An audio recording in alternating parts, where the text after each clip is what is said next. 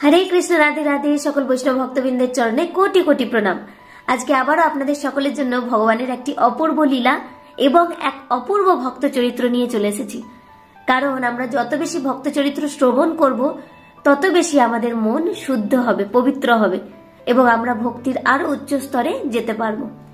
তো আজকের লীলাটি জগন্নাথ দেবের প্রিয় ভক্ত মাধব দাসের, যিনি উড়িষ্যায় থাকতেন। জগন্নাথজির অতি প্রিয় ছিলেন তিনি।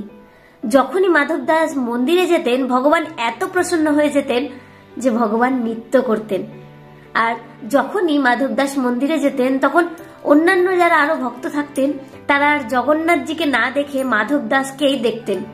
কারণ মাধব দাস যে রকম অঙ্গিভঙ্গি করতেন, জগন্নাথজিও সেই রকমই অঙ্গভঙ্গি করতেন, যা দেখে সবাই খুব প্রসন্ন হতেন।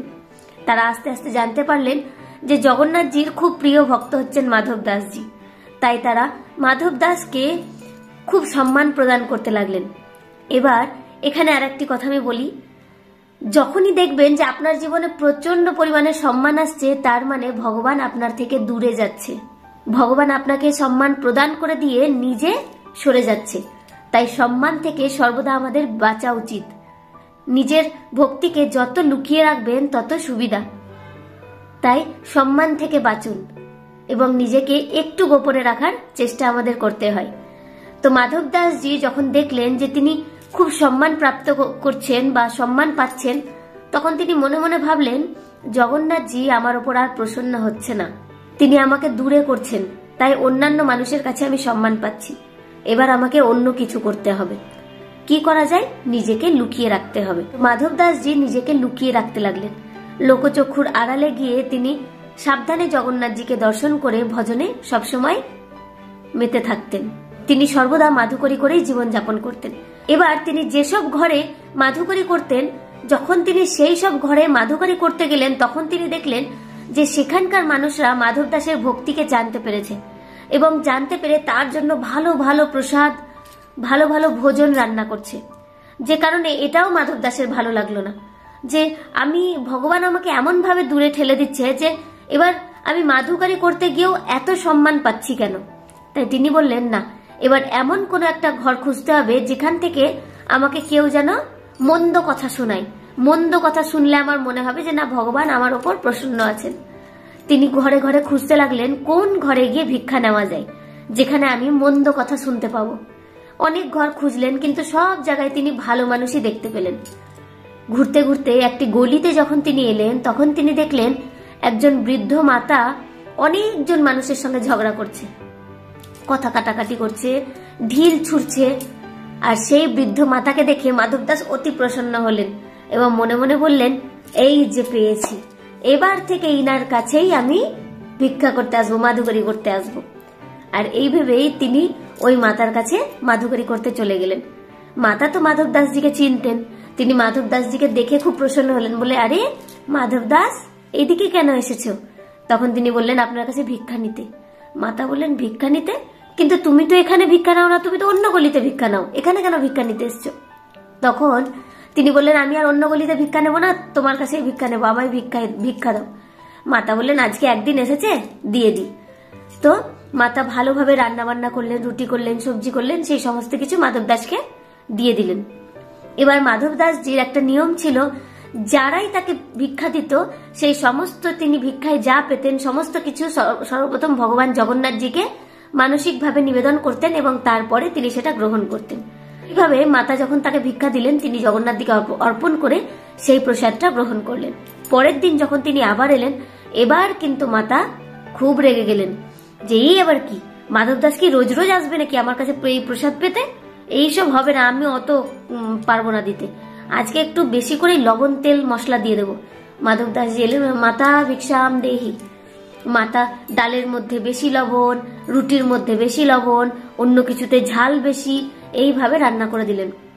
মাধব দাসজিকে বললেন যে এই নাও, তুমি প্রসাদ পাও। মাধব দাসজি যখন প্রসাদ পেলেন, তখন তিনি দেখলেন একটাই ঝাল বেশি, একটাই লবণ বেশি। তখন তিনি মনে মনে ভাবলেন, ও হো, মাতা আমার কাছ থেকে পিছন ছড়াতে চাইছে, কিন্তু আমি তো এত সহজে ছাড়বো না। তখন মাতা বললেন, বাবা, আজকে তো রুখা সুখা, আজকে কেমন হয়েছে রান্না?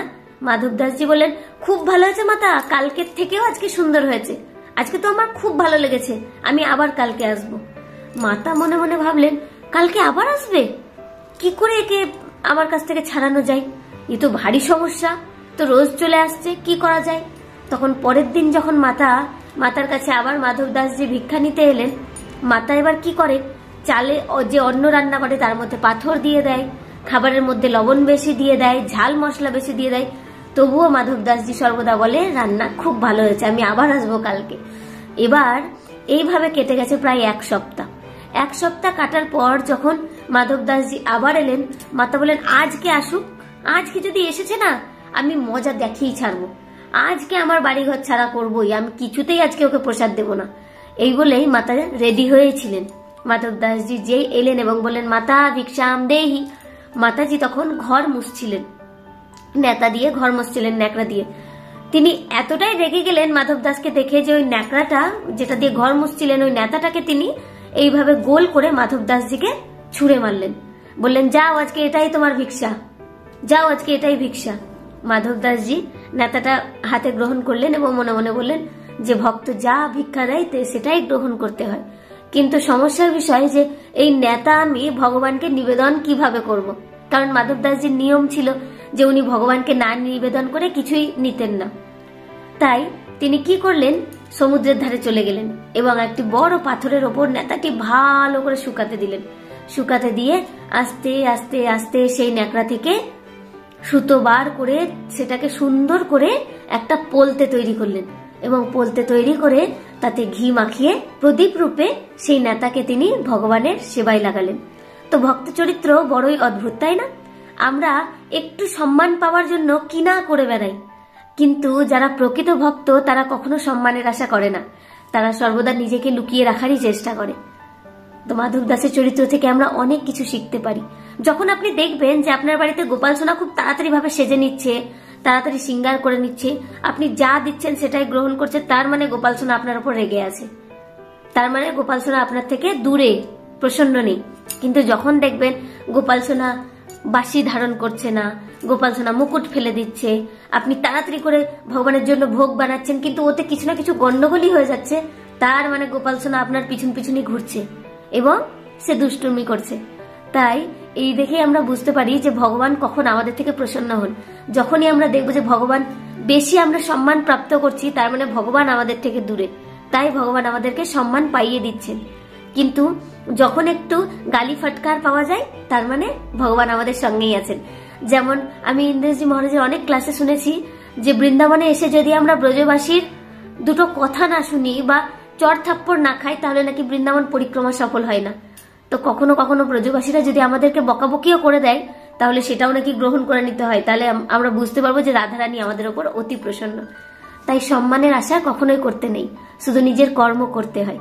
কর্ম করে যান, অবশ্যই ভগবান সদাই আপনার সঙ্গে থাকবে। আজকে লীলাটা কেমন লাগলো অবশ্যই জানাবেন। রাধে রাধে।